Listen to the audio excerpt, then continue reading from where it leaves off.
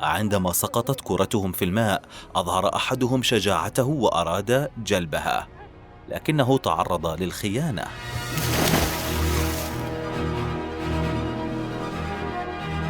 هل من المعقول أن سائق تلك الشاحنة لم ير ذلك الرجل ودراجته؟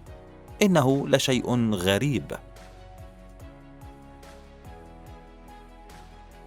ألم تجد سيدة تمثل دور الحورية إلا هذه؟ في الحقيقة أنا متعاطف معك يا رجل، فهذا حمل ثقيل جدا. انظروا ماذا حدث هنا. في الواقع أحمل كامل المسؤولية والخطأ في هذا الحادث على تلك السيدة تماما، فما كان عليها العبور الآن. راقبوا كيف ينتقم هذا الطفل لوالدته. بكل الأحوال أتمنى أن تكوني بخير.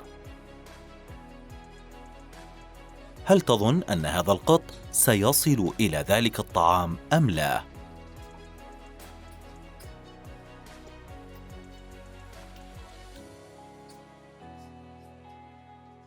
انظروا لهذا السائق المجنون ماذا فعل.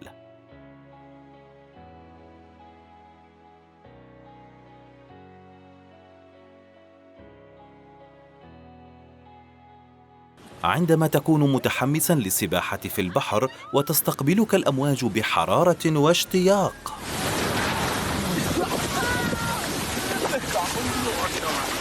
بينما كانت هذه الفتاة تبحث عن الراحة والاستمتاع، خانها الكرسي وسقط بطريقة محرجة للغاية.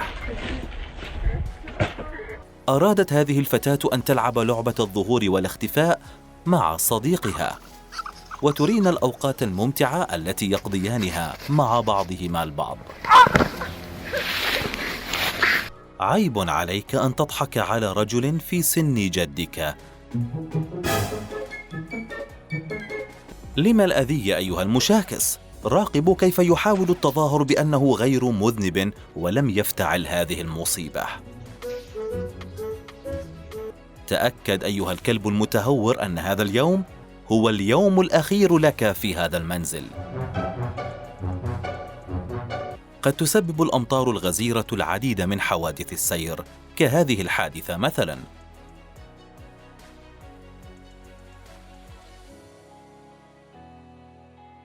كان عليك أن تحفظ ارتفاع شاحنتك جيدا قبل العبور من هنا أيها السائق المتهور.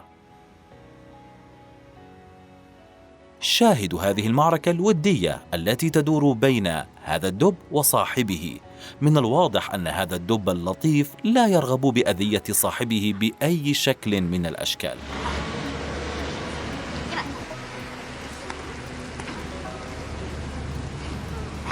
يا للمسكين، تعطلت سيارته عند سكة القطار تماما، ولم يعد يعلم كيف يسحبها من هنا بالرغم من مساعدة هؤلاء الأشخاص له.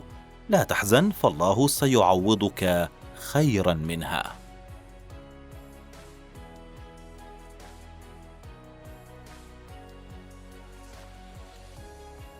بالرغم من السيول القوية والموقف الصعب الذي يوجد عليه، إلا أنه يسير بكل أريحية وثقة في النفس. يا ترى ما هو سبب الشجار بين هاتين السيدتين؟